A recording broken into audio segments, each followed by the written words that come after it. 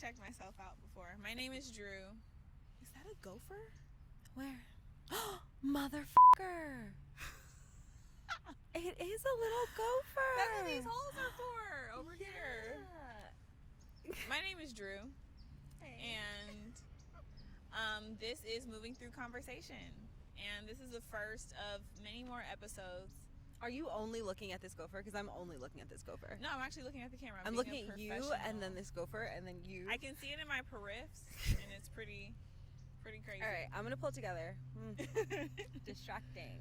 This is Moving Through Conversation, and our very first guest, of course, has to be the lovely, the amazing, the talented, the spiritually guided and intended and loving, kind philanthropist, Mel Douglas.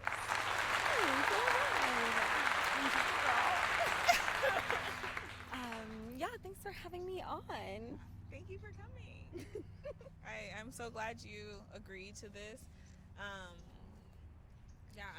I'm just really happy that you're here. And if you don't mind giving us a nice little intro about yourself and, maybe some of the things that you do. Okay. So I'm Mel Douglas. I am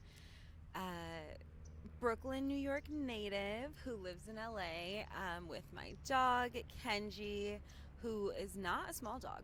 Most people think I have a small dog, but he's actually quite large. So, fun fact. And I have a lot of plants, and I like to talk about the things that are not like my work before I talk about my work, but I'm a yoga instructor and the founder of the Black Women's Yoga Collective. I'm a content creator, event host, retreat host, friend to Drew, all of those things. Yeah. Okay. So people that do yoga, I feel like because you're an influencer that does yoga, people assume like most of your existence surrounds yoga. So outside of yoga, what are some things that you like enjoy? Yeah, I actually do so much stuff outside of yoga, plant care, like I talked about. I love hiking. I love doing random things. Like Drew came with me to take a trapeze lesson for no reason. It was my third trapeze lesson I've ever taken. I actually kind of hate doing it, like so scary, but I've done it 3 times now for no reason. And just things like that. I like to try new things, do childish things, like go play mini golf or like little things. I don't know. I kind of just do whatever I feel like doing, which is really a new thing for me to have cultivated in my life. And I just try to follow the flow of like what feels fun to me in life, and sometimes that leads to some really random adventures. So you talked about choosing that is new for you. So what brought you to the space where you kind of realize like, oh, like I should do nice things for like I enjoy doing these things for myself. Like, do you feel like your wellness practice had a lot to do with it? Absolutely. I feel like practicing yoga inevitably changes your awareness of yourself. Like, I couldn't not become more aware of my body, of my mind, like all of that stuff as I started to practice yoga more and more regularly. And so I think that in tuning into that for maybe the first time in my life, I really started to notice that things were missing, or that I wasn't feeling that great about the things that my life was structured around. And so over time, and just like listening to things, reading things, journaling, and then journaling a little bit more, and then actually just a bit more than that also, like just so many journals. But eventually I got to a place where I realized that I really do have to be nice to myself primarily in order for the rest of my life to feel as good as I want it to, and I've just been leaning into that. If you had to calculate how many journals do you think you've completed in your lifetime up until this point? I have to say I've been journaling since I was a little like small, so I'm gonna guess that I've filled at least a couple hundred journals at this point. Your girl loves to get it out. Like 300, like a couple hundreds, and like 200 or like 500? So Drew is trolling me with this question here because we recently had a discussion about how people have decided that a couple no longer means 2. And like respect to everybody's relationship and what couple means for them. But historically, it does mean two, and there's no ambiguity around that. And so it's just a little bit like, why are you asking me how many I mean if I say a couple? But I do mean two here in this case. Like, touching the mic in my awkward face. Zoom in on this, DeCarlo. No, you're.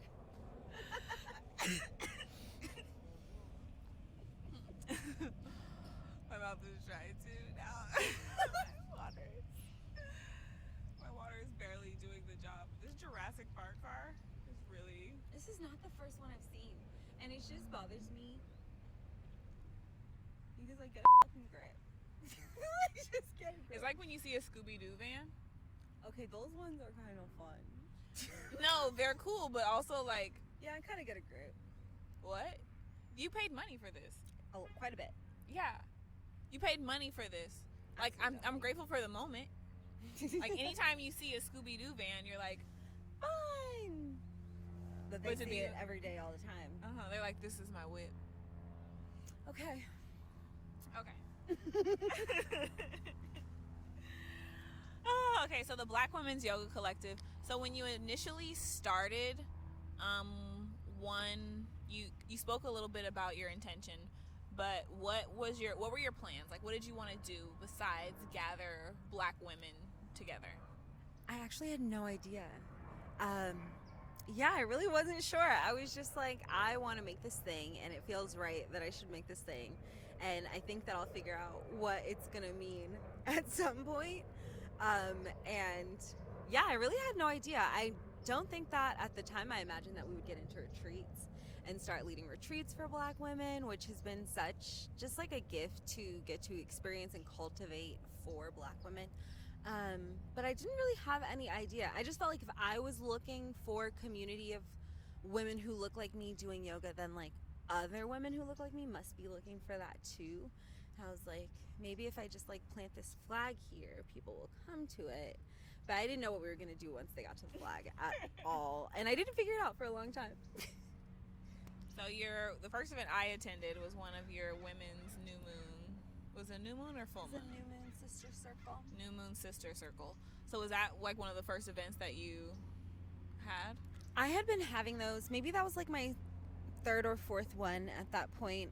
I had been having them, and at first when I started having them, my best friend and actually my only friend in LA at the time, Anya, she knew a lot of other women. Shout out to Anya, for real. She really held it down because she knew other women in LA and I didn't. And I was like, hey, I want to have this event. Bring me women. And she did faithfully, month after month. She brought me a small group of women who were willing to sit and do my thing.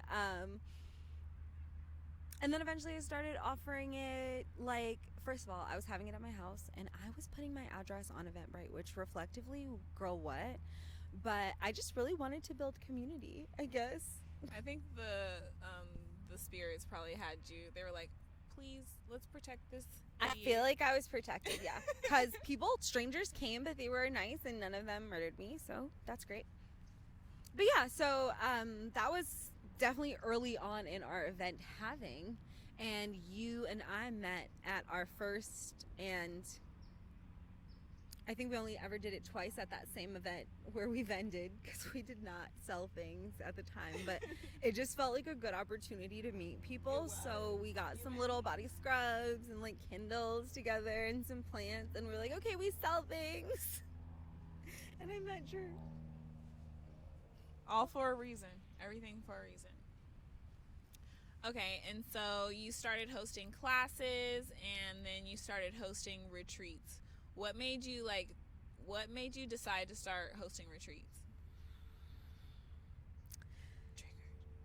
Yeah, so you don't even have to. No. I decided to start hosting retreats for a few different reasons, but I experienced some not so great retreats, and I think that before that I felt kind of doubtful of my abilities, but after seeing what people were presenting, I felt so much more confident in my ability to do like exponentially better than that. And so I just decided, like, it was something that I was interested in. It was something that I wanted to do. And I'm really passionate, I feel, about creating, like, really beautiful experiences for Black women. It's why we are intentional about our events, about having nice things and having nice spaces. But yeah, I think I was holding myself back a little bit because I was like, oh, this is a big undertaking and I really care about it. And then when I saw what other people were, like, handing out as though it was okay, I was like, oh, I can do a lot better for this, and Black women deserve much better than this. And so I want to be a space for a good experience. I think that's, like, yeah. That's a nice way to say it. And I think when anyone like represents or like you said, kind of puts down that flag of like, this is a safe space, like I think it's important to actually follow through with that. And I feel like we've been able to do that with our retreats. Yeah, I'm so proud of us. And I'm always nervous about the things that we're offering, but just in October when I had my retreat in Tulum, 2 of the women who were on our summer retreats came to my retreat in Tulum, which was just really affirming. Like, oh, okay, I actually am doing a good job. Like, people are having healing experiences and wanting to return and like continue their journey. And I really just want that for Black women. Like, I want them to go somewhere and come back and be like, it was great, it was amazing, it was perfect, I was treated well, I was cared for, I got to heal. Yeah, and not like, oh, this and this and that, you know. And it's so like shitty because I feel like we've had enough of that, you know. Yeah, because like slavery, you know. I mean, literally America. Like, I'll never forget when that man, some politician, tweeted like, Black women will save America. No, we won't. I won't. I certainly don't plan to. Save America? That's crazy. My little sister said she would rather eat a pot of water with a fork. So, shout out to Maya. I too would rather eat a pot of water with a fork than save America. Oh, she also said she would rather chew a denim jacket. I love her. Sometimes things people say, I'm just like, yo, that's crazy, but that's true. Yeah. Yeah. Speaking of chewing denim jackets, of course. So from the time I met you to now, your social media platform has exponentially grown. And that had to do with some of your activism during,